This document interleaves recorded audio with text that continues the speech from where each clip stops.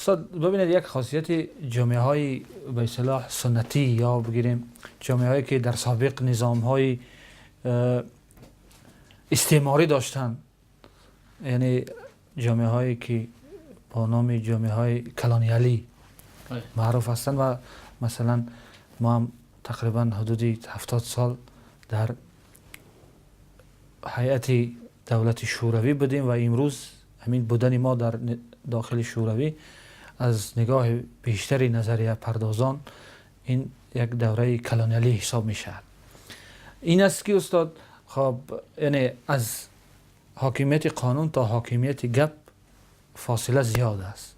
خب بعد استاد این گپ است که مثلا ما در اساس قانون در تاجیکستان بر اساس قانون برای آزادی بیان گویا که خیلی فضا وجود داره،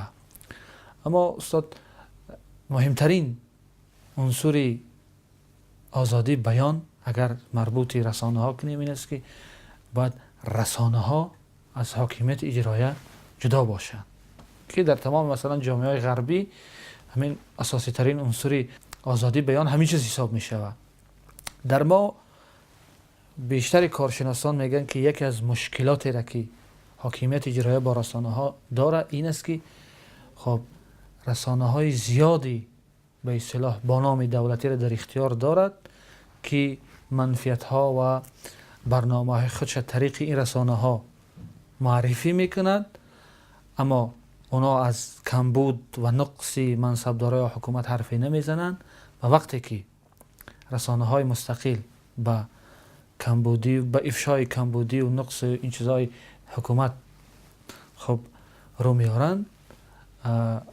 دولت که نیازمندی به رسانه های مستقل نمیبینه، از همین دیدگاه وارد مشکلات میشه با رسانه های مستقل.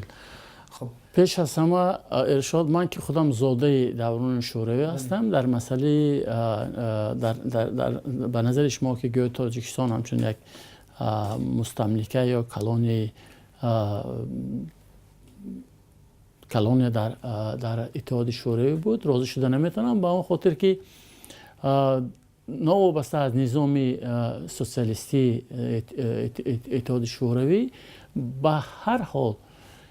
اجتماعی بودن دولت در دوران شوروی بیشتر ظاهر میشد. برعکس امروز ما به نظامی گذاشتیم که خصوصیت‌های اجتماعی دولت خصوصیت‌های اجتماعی خود را روز از روز از دست می‌دهد. در مسئله نظام رسانه ها که در تاجیکستان وجود دارد، مخصوصا رسانه های دولتی، من 3 سال قبل از این گفته بودم که نظام رسانه های دولتی نیاز به اصلاحات دارد، زیرا آن نظامی که ما امروز میراث گرفتیم این میراث شوروی است و در شرایط یک حزبی این نظام موافق بود و امروز که جامعه تاجیکستان در شرایط گوناگون حزبی پیش می رود، فعالیت می کند،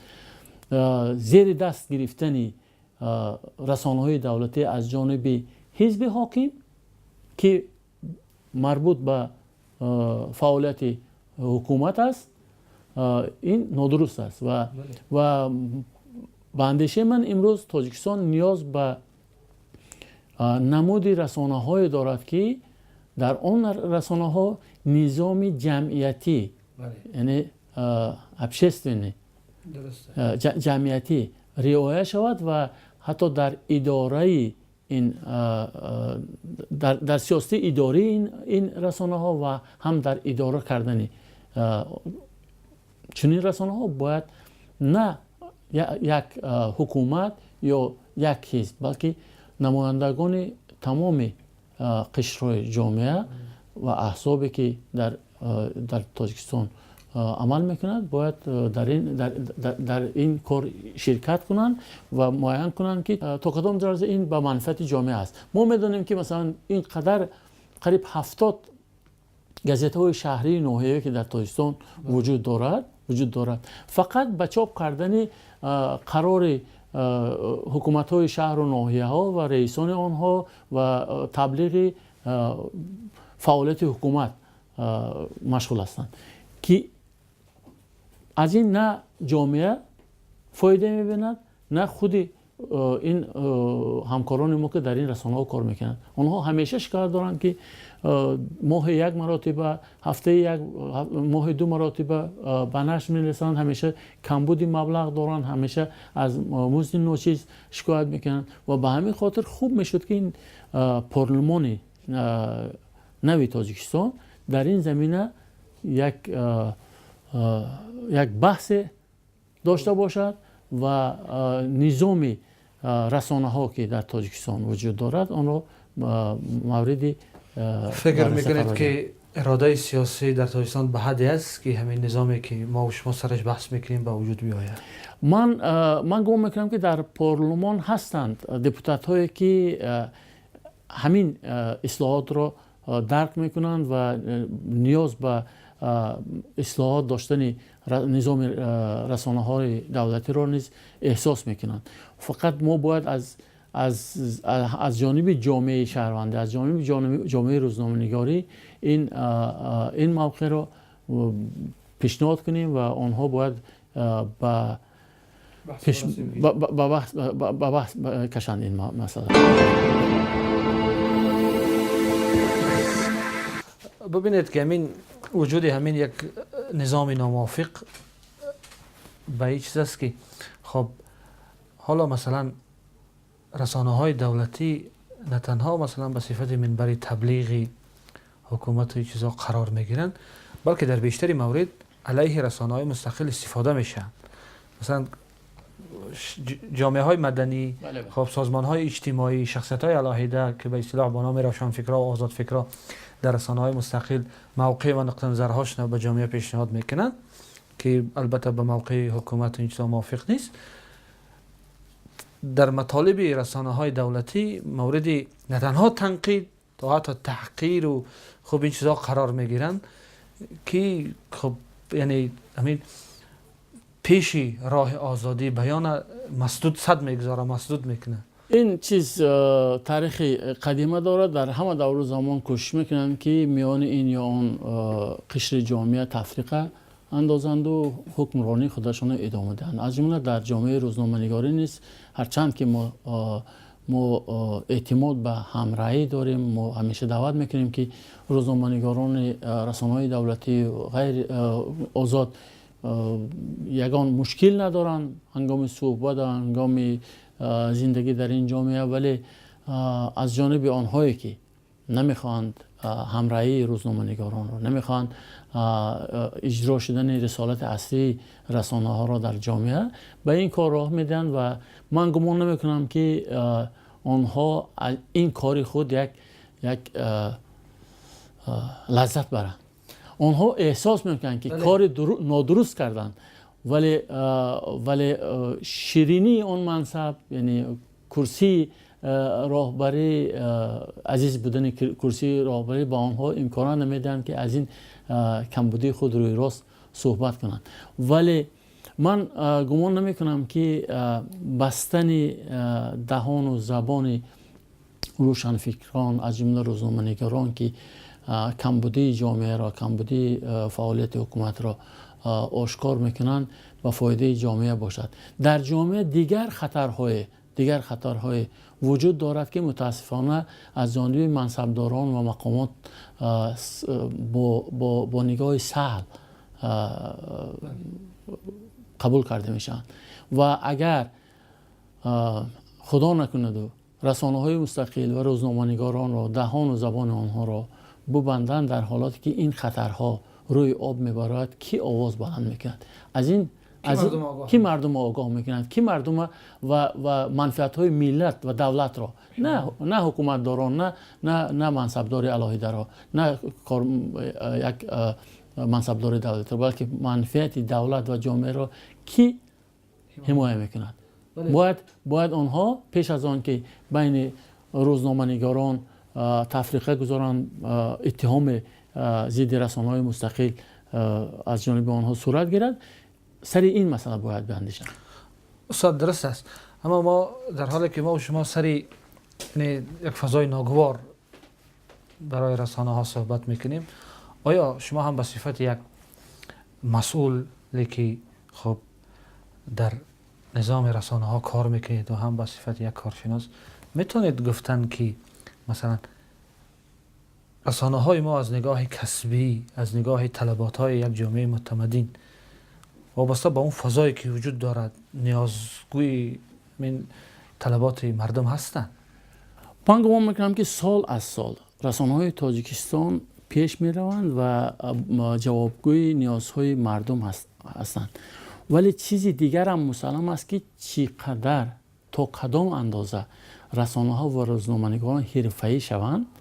همین قدر مقاومت از جانب حکومت زیاد می شود و برای همین همیشه باید آماده بود که ما آماده باشیم که ما در دایره قانون و دایره اخلاق فعالیت میکنیم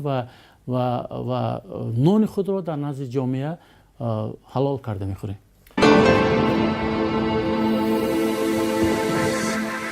استاد، شما که مثلا روندی رعایت شدن حقوق روزنامه‌نگارا، حقوق رسانه ها، خب این چطور نظارت میکنید در انجمن رسانه های مستقل تاجیکستان؟ موردهای شده است که مثلا در تحلیل های شما، در تحقیقات های شما موادهای پیدا شوند که مثلا رسانه ها یا ژورنالیستان خلاف منفعت های ملی عمل کرده باشند، یا که مثلا بگیریم که کارها و تشویقات را برده باشند که یک عملهای ننگین برای ملت باشه، برای دولت، مثل خیانت و این چیزا؟ این موردها را آشکار کرده؟ هرچند چون بعضی از این اتهامات نسبت روزنامه‌نگاران در این 15-16 سالی که ما آزادی بیان را در تاجیکستان پیگیری میکنیم بودن، لیکن آنها اساس واقعی نداشتند و من مطمئن هستم که یگان روزنامه‌نگار نه خائن دولت ملت است، نه خلاف منفعت‌های دولت ملت کار میکنند. موقع دیگر داشتن معنای آن را ندارد که این یا آن روزنامه‌نگار یا نشریه ضد این دولت و ملت است. بله، درست است استاد. با این فضایی که داریم البته ما میتونیم حدس بزنیم که در دورنما مثلا زمینه ها برای رشد و حرفه‌ای تر شدن رسانه های ما کمتر وجود دارد، اما شما که مثلا کارشناس هستید و در این ساحه و تجربه کشورهای دیگر را میدونید، فکر میکنید که با چی خب نیازمندی ها یا چی راهبرد استراتژی های میتونه یا حکومت یا خود جامعه ژورنالیستی به وجود بیارد برای رشد آزادی بیان که باعث شود به پیشرفت دولت؟ پیش از همه در قانون جمهوری تاجیکستان درباره مطبوعات داوری و دیگر واسطه‌های اخبار عامه یک نکته است که دولت از لحاظ مالی رسانه ها را صرف نظر از منصوبیتشان دستگیری میکنند، ولی متاسفانه این شب و روزها دولت این امکانات را ندارد و فقط در شکل یک اعلامیه این معیار قانون وجود دارد و خلاص. و از جانب دیگر دولت رسانه های دولتی را پرره از جهت مالی تامین میکند و خوب میشد که سرچشمه های مبلغ گذاری برای هم رسانه های دولتی و هم رسانه های آزاد و مستقل برابر باشند، امکان در اساس آزمون باشند، در اساس تندر این مبلغ ها پیشنهاد کرده شد تا که هر نشریه، هر رسانه‌ای که میتواند در جواب نیازهای جامعه یک لایحه پیشنهاد میکند به این مبلغ ها دسترسی داشته باشند. زیرا بیشتر وقتی درباره نشریه های یا رسانه های آزاد صحبت میکنند، وقتی آنها بورسه از کجای دریافت میکنند، در حال اون رسانه ها را با اون گناهکار میکنند که آنها خواجه های خارجی دارند. بگذار دولت تاجیکستان امکاناتی پیدا کند که با اون مبلغ گذاری که برای رشد رسانه ها از جانب بودجه دولت جدا کرده میشود، هم رسانه های دولتی و هم غیر دولتی امکاناتی دسترسی داشته باشند، یعنی امکانات داشته باشند که از اونها استفاده کنند. یعنی اگر اقتصادی و رسانه ها تامین شود، این یکی از زمینه های رشد رسانه ها بوده میتونه؟ اصلا آزادی بیان جنبه نه فقط سیاسی بلکه جنبه اقتصادی هم دارد. با شکم گرسنه و کیسه خالی درباره آزادی بیان صحبت کردن این خود یک چیزی است که قابل قبول نیست. درست است. اما همین جنبه اقتصادی که شما میگه برای آزادی بیان بسیار مهم است، این در تاجیکستان باز برمیخورد به جنبه سیاسیش. بله متاسفانه حتی هنگام پوشش خبری معرکه پیش از انتخاباتی ما شاهدان بودیم که نه همه احزاب از خدمتگزاری های اطلاعاتی رسانه های مستقل استفاده کردن، به خاطر آن که از ترس آن که آنها به نشریه‌های مستقل اگر از خدمت آنها استفاده برند به آنها مبلغش را پردازند، آنها پرقوت میشند و این علاقه به نفع جامعه نیست. و چیز دیگر هم است که اعلان رکلام‌هایی که از جانب مقامات دولتی پیشنهاد کرده میشه بیشتر به رسانه‌های دولتی پیشنهاد میکنن به خاطر آنکه باز هم امکانات مالی آنها را امکانات مالی رسانه‌های مستقل را محدود کنند. این گونه حادثه خیلی زیاد است و نظریه هم است که این خود سیاست این یک افاده مجموعی اقتصاد است. ببینید استاد، با یک پهلوی دیگرش هم هست. مثلا در زمانی که ما و شما زندگی میکنیم یک سرچشمه بسیار مقتدری مالی رسانه ها این رکلام است، تبلیغ است. یعنی بجز شرکت های دولتی، مثلا شرکت های خب اجتماعی و اینا که بیزنس و این چیزا دارن، از طریق رسانه ها خب خودشون رکلام میکنن، تبلیغ میکنن. اما در تاجیکستان یک پندار وجود دارد که اگر یک شرکت تجارتی رکلام خودش در روزنامه هایی که حکومت تنقید میکنن اگر نشر کنه، اونا باز به طور غیر رسمی گویا مورد کدام تهدید و آگاه کنی های قرار میگرفتن که اینم باز ضربه میزند به همون استقلالیت اقتصادی رسانه های ما. بله، اگر خدا نکند و این یا اون شرکتی که با رسانه های مستقل رکلام میدهد یا کمک مالی میکند، البته تهاجم ها از جانب مقامات انداز، مقامات دیگری که حقوق نظارت کردن از فعالیت خواجگیداری رسانه ها را دارن، از او استفاده میکنن. این همه سوء تفاهم ها از نبودن یا که از همان نگلیزم حقوقی یا نبودن ولایت قانون در تاجیکستان شهادت میدن. یعنی وقتی که ما تا آن زمانی که در نزد قانون همه برابر از راهبر تا کارگر جوابگو نیستند، چنین سوء تفاهم ها به نظر میرسند و برای برطرف کردن این سوء تفاهم ها اقدام خیلی مطرح شده لازم است. استاد، صحبت ما و شما که در راستای روز مطبوعات است و بخارای شریف که سرآغاز مطبوعات تاجیکی است و یک سرچشمه افتخار برای ما است،